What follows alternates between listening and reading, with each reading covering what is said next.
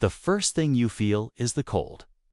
Not a gentle chill, but a deep cold that bites into your bones and makes your whole body tense before you even open your eyes. You are not in a bed. You are lying on hard ground, covered with rough animal skins, surrounded by darkness and the smell of smoke. You have woken up in a cave 25,000 years ago.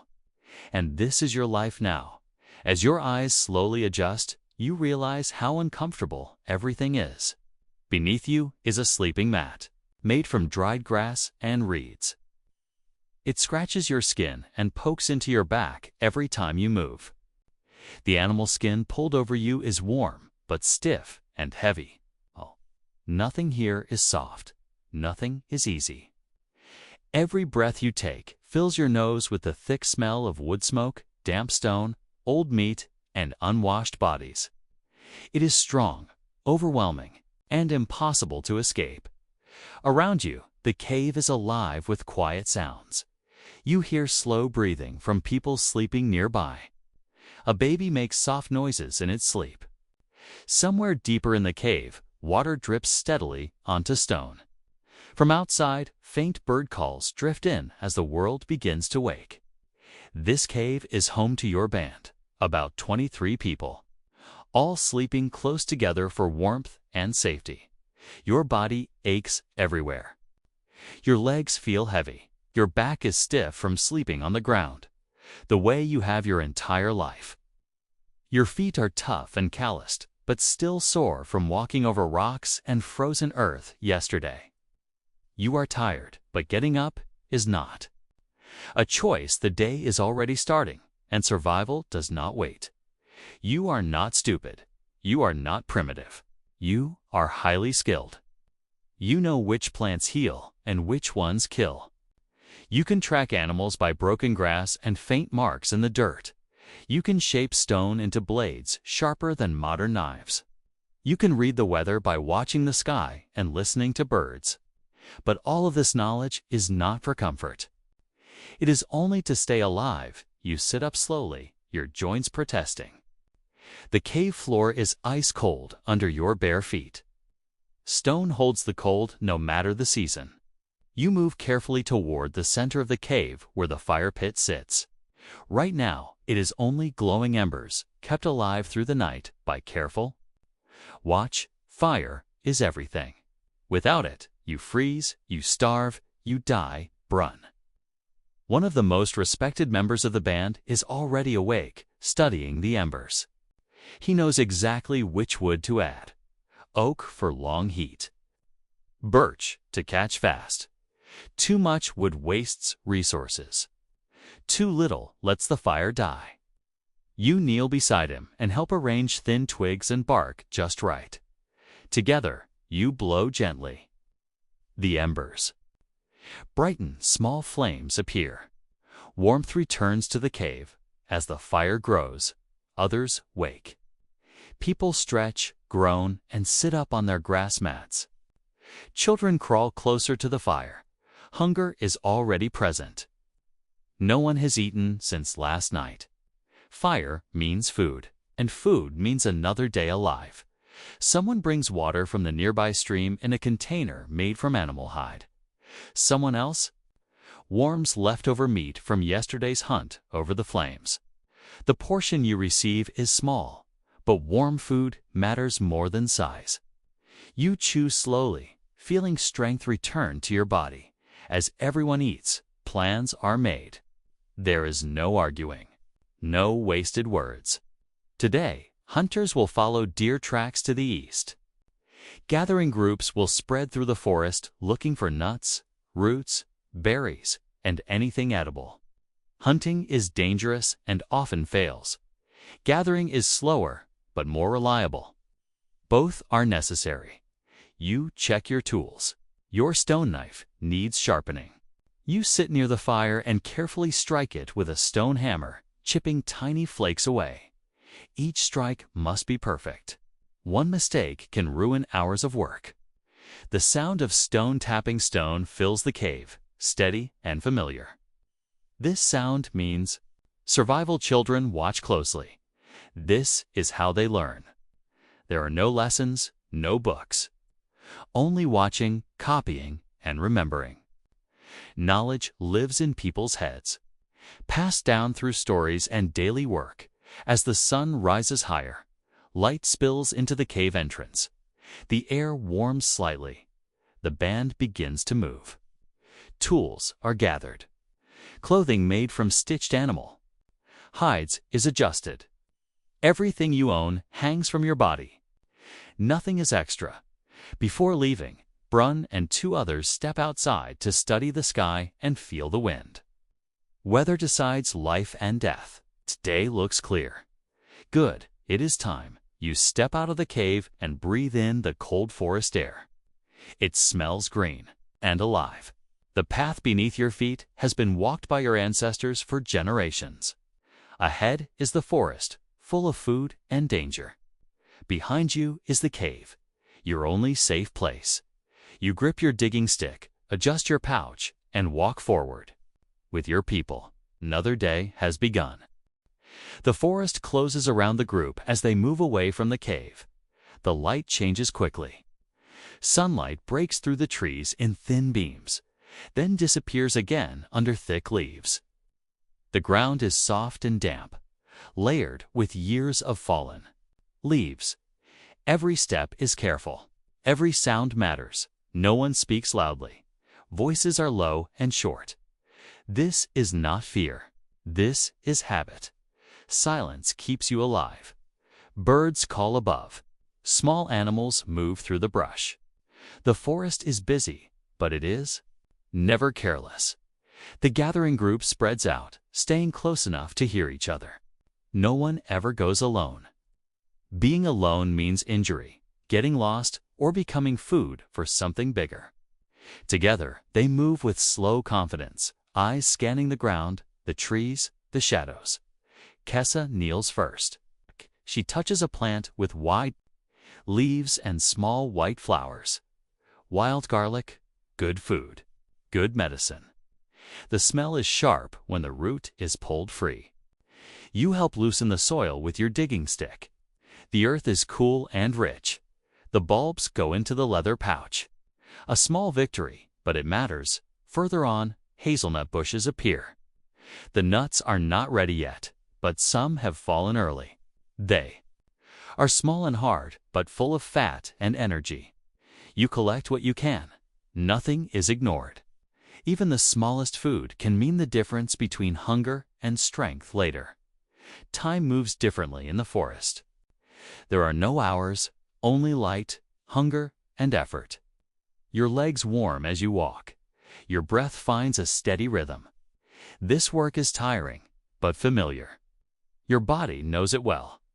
Near a stream, Toma raises his hand. Everyone stops. His eyes are locked.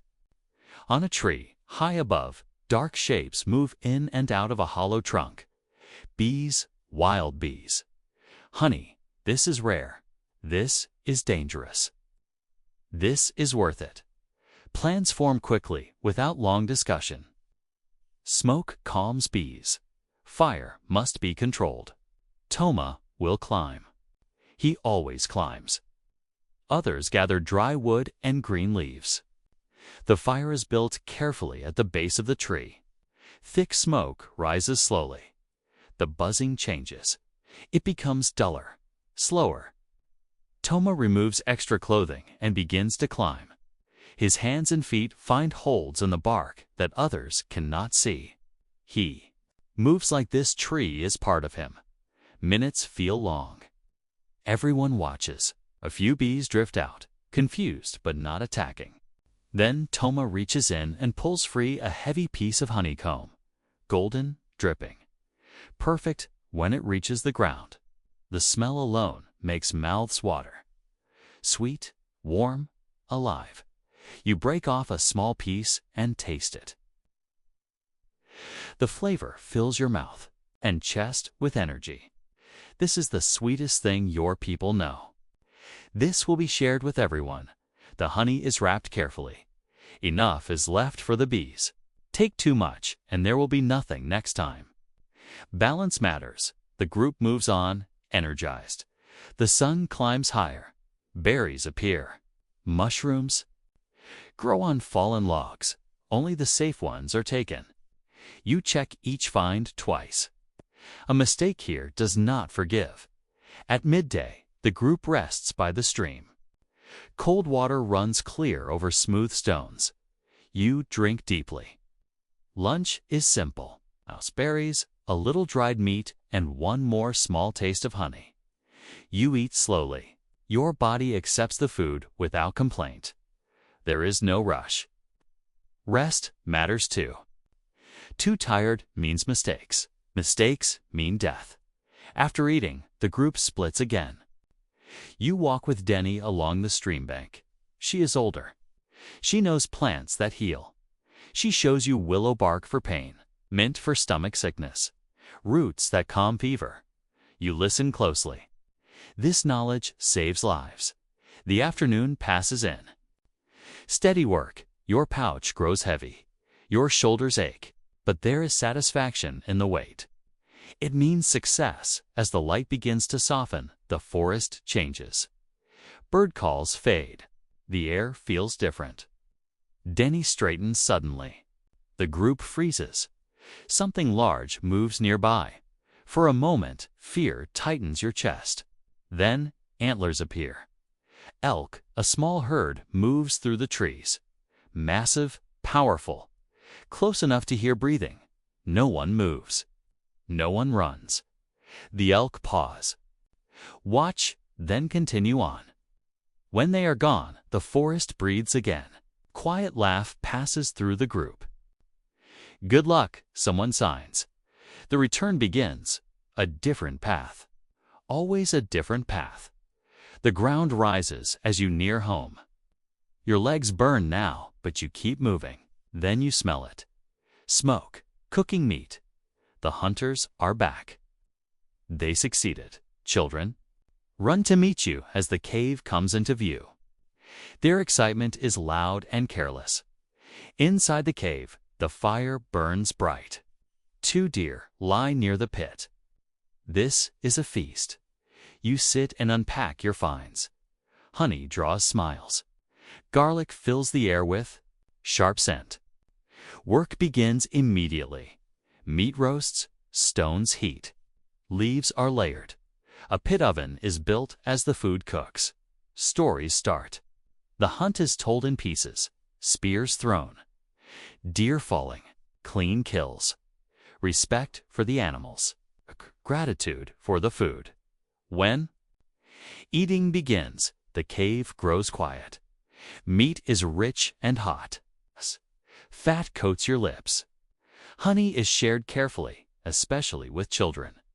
Everyone eats. The firelight dances on the cave walls. Warmth spreads through tired bodies. Darkness falls inside. People lean closer together. Another day is finished. Everyone is alive. Tonight, that is enough. As the meal slows, the cave settles into a softer rhythm. Bellies are full. Muscles are tired in a good way. The sharp edge of the day fades into something calmer and warmer. The fire burns lower now. No longer fierce, just steady and gentle. Like a breathing thing. People shift closer to the heat. Children lean against their parents. The youngest ones are already asleep, wrapped in fur, their small chests rising and falling in slow, even breaths. Mothers hum quietly, not songs with words, just sounds passed down through time, meant to soothe and signal safety. The hunters clean their tools. Stone blades are wiped. Spear shafts are checked for cracks. Nothing is careless. Tomorrow depends on what is done tonight. Others work the deer hide, scraping and stretching it while it is still warm. This will become clothing, bedding, protection against winter. Every part of the animal has a purpose. Near the edge of the firelight, old Senna begins to speak. Her voice is low and rough, but steady. Everyone listens. Even those who have heard her stories many times do not interrupt. Stories are more than entertainment. They are memory. They are warning. They are instruction. She speaks of a winter long ago, when snow buried the land and food was scarce. She tells how the band survived by sharing, by remembering hidden stores, by not turning on one another when hunger made people afraid. The children listen with wide eyes. The adults listen with quiet respect. These stories shape how people act when fear comes again. The fire crackles softly. Shadows move across the stone walls. Painted animals seem to shift in the flickering light. Hands placed on the walls generations ago appear and disappear. You feel them watching, reminding you that others sat here before you, tired like this, full like this, alive like this. Someone begins shaping a piece of antler. Another grinds seeds between stones. The sounds are slow and steady. No rush. Night is for careful work and shared space. Day is for danger. Your body sinks deeper into the warmth. The ache in your legs softens. Your hands feel heavy. You stretch. Once, slowly, feeling how strong and worn your body is. It is not perfect, but it works. It has kept you alive. The fire is adjusted for the night. Large pieces of wood are placed just right so they will burn slowly. Someone will wake if the fire weakens. Fire does not sleep. Humans must watch it the way it watches them. One by one, people move to their sleeping places. Grass mats are shaken and smoothed, furs are pulled close. Tools are placed within reach. Even in rest, readiness matters. You lie down on your mat. The stone beneath is cold, but the layers of grass help. The fur over you smells like smoke and animal and home. You turn once, then settle. The sounds of the cave change. Voices fade, breathing deepens. The night takes hold. Outside, the forest belongs to others now. Wolves call in the distance. Owls move silently through the dark. But inside the cave, there is fire, stone, and people. That is enough. As you lie there, eyes half closed, something strange happens. The weight of time begins to lift. The cave does not feel far away or ancient. It feels familiar. It feels like a memory your body remembers even if your mind does. You realize that you are not so different from the people around you. Their fears are your fears. Their hopes are your hopes. To eat, to stay warm, to protect children. To wake up again. 25,000 years have passed, but the human heart has not changed. Your breathing slows. The firelight dims to a soft glow. The cave walls seem to move closer, not threatening, but protective, like arms around a sleeping child. These people had no clocks, no screens, no noise that never stops. When the day ended, it ended. When the body was tired, it slept. Darkness was not feared. It was expected. You feel your thoughts slow, drifting like smoke rising toward the cave ceiling. The worries of another life, another time, feel distant and small. Here, everything is simple and clear. Survive the day. Care for each other. Rest. The fire pulses softly, still alive, still watching.